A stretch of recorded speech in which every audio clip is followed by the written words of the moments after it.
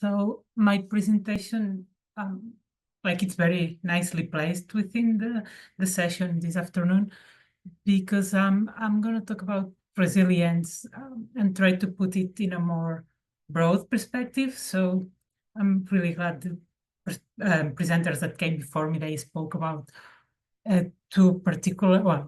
some particular cases, and then try to see how we can understand ourselves, the tourism industry, but also our particular businesses within the broader picture. So this is the same thing we have been talking about already. So we need to know what are our impacts, the risks we're facing, so on and so forth, the extra negative and positive externalities we are causing, and then I use the word accountability, but that's not really something I need to stress in this session, because the people who's here is already willing to work in this path and recognizing their not guilt but responsibility, because sometimes in the news and everything there's a lot of guilt that's put on the tourism sector, and then there's like people who's here who's already taking a lot of responsibility. So it's more on this sense that I'm mentioning it, because then that's what allows you for taking action, because blame is something that freezes us and creates social divide and lots of things that are not really helpful. And what I'm going to do now is give you like I explain some of the things that are most usually mentioned in discourses produced by activist groups, but also observatories on the climate change, such as the one I'm affiliated with at the moment, that maybe sometimes sound a bit far-fetched, but like if you take some time, it's possible to see how our, not even the tourism sector, which is also true, but even our own businesses fit into that. And as it has been said before, sometimes if we press as a sector, we do have a lot of power for change, and that has been proved with laundries, but also sometimes with laws and so on and so forth. Like, for example, in culture and for intercultural dialogue between countries, tourism has worked very well as cultural diplomacy, as a form of soft power. So the first thing I wanted to show is this graph that's produced by the Stockholm Resilience Center. Probably some of you are already familiar with it or have seen it in the news. This is the 9th, sometimes it's 11th, but they use the 9th planetary boundaries model. This means the phenomenon, like the global phenomenon, that are points of no return. So if we go over the boundaries, over the maximum measures for each of those, basically what happens is that the models we have now in physics, in weather studies, so to speak, but in biology, in natural sciences, the knowledge we have at this moment, it doesn't allow for prediction. So that's what then people refer to as climate chaos, because our models do not allow us to predict what's going to happen with our climate. And then that's why you hear quite often that we're going to have more extreme weather events and this kind of thing. It's because we don't really know when we go over those boundaries. And this graph is used a lot also in donut economics. It's basically the same idea, that we have a safe space where our economy and human activities can grow and thrive, but not if we go over that. So here the green circle is safe operating space, and then you see the divides for each one of the phenomenon. And then those that are in orange means we're already over the safe boundary. And just this week or the past week, we crossed the 7th boundary, which is ocean acidification. And so we are still in the safe zone for 2 of them, but we really need to start working on decreasing the others. So, for example, the best known one is CO2 concentration, and we all know where CO2 comes from. In the case of the tourism industry, it basically comes from transportation. So that relates to, for example, for marketing, which markets we are targeting. If people come from far away, we have more transportation, and especially airplanes are a big problem in this, and I'll speak about that in a minute. And then when we have a lot of CO2, that's what's affecting ocean acidification, because CO2 is what's causing, like when it goes into the water, is what's causing acidification, put it very simply. So, and then if we have ocean acidification, it basically means biodiversity in there dies. And that affects, well, the most obvious thing is that something we use for tourism activities, such as whale watching, or obviously the quality of the beaches, but also something more related to our survival, which is the ability of the oceans to, well, not the oceans, algae, to produce oxygen, because they will start disappearing, and that's already happening in some parts. But so we could really go into very deep discussion of in each of those, but I just wanted to give you a quick overview on how this relates. And we have data about all of these boundaries, and about our impacts in trash and a lot of other things, as we've seen. But the thing is that nobody at this point really has an alternative. Like, we have some ideas for managing. We have been presented with a lot of very good ideas, but we still require an exercise of imagination to really be able to trigger a system change. And that's, I think, what tourism sector, but basically all of us, all sectors, like tech has also a very big impact. So tourism sector is just one of the sectors that needs to do that. As a society, we will need to do that. And then I'm going to skip some of the slides, and then you'll have them.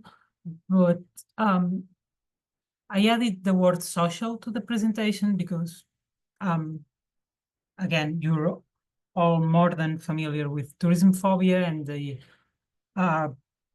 social problems mass tourism is creating in some cities.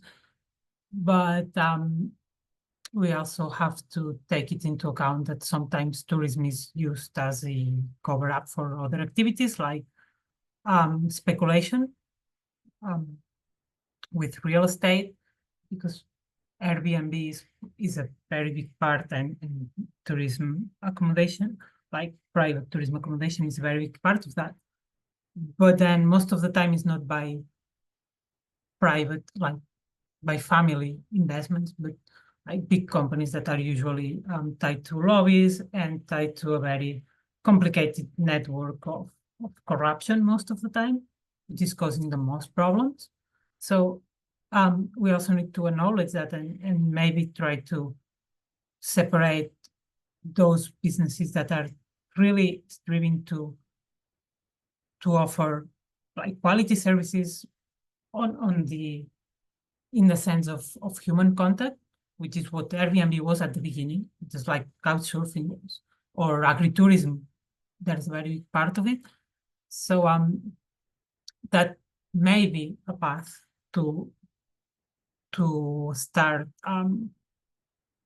unraveling the social crisis, like try to separate what's tourism as a phenomenon, as something that brings us closer together, and like leave it very clear that there's a remarkable part of the tourism industry that's trying to do something different, and that's not part of, for example, all the plans that are now in what's already called the Palestinian Riviera. So all the hotels that will go in there as resorts and so on and so forth. So tourism is still used by governments themselves as a form of colonization. And there's, again, an exercise of imagination, but also an exercise of honesty in narratives that we should do to present ourselves to society somehow. And there's a lot of people who's very skilled in marketing working in the tourism industry. So they can help a lot in that. And then the very last thing I'm going to mention, you can have a look at their website. This is part of the Atlas for Global Environmental Justice. This is based in Barcelona, but they have case studies from all around the world. It's free to access. And they have a particular section for tourism recreational infrastructure, which means social conflicts that are caused mainly or closely related to tourism infrastructure. And so again, we have many things that most of you will know about. You have some here, but also the Maya train, the usage of water in many parts, and of course airports, because when we speak about the impact of aviation, it's not only the CO2 and other particles that are released into the air when the airplane is flying, or when the aircraft is in the air, but there are also lots of conflicts about land being taken from people who do not want another airport or another infrastructure that doesn't serve communities.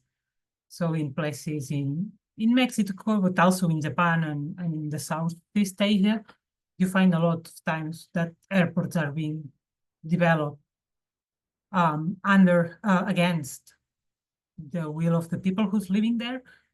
And again, it is for tourism, but there's also a part in which those infrastructures are used as an excuse by local governments, or sometimes local people with a lot of power that are using that as an excuse to have another military position there for the control of the population. So again, we need to start thinking of what we are justifying or supporting when we engage in big marketing campaigns and so on. So try to start with this. And again, people that's here is probably aware of that already, but I would really advise that when you're imagining how we can create a future that's desirable for everybody, you take this bigger perspective and then see how the capacity of each of us can fit in that. So the questions I'm going to leave are very open. There's a big hype now about regenerative tourism, and there's also a lot of academic literature about case studies about that.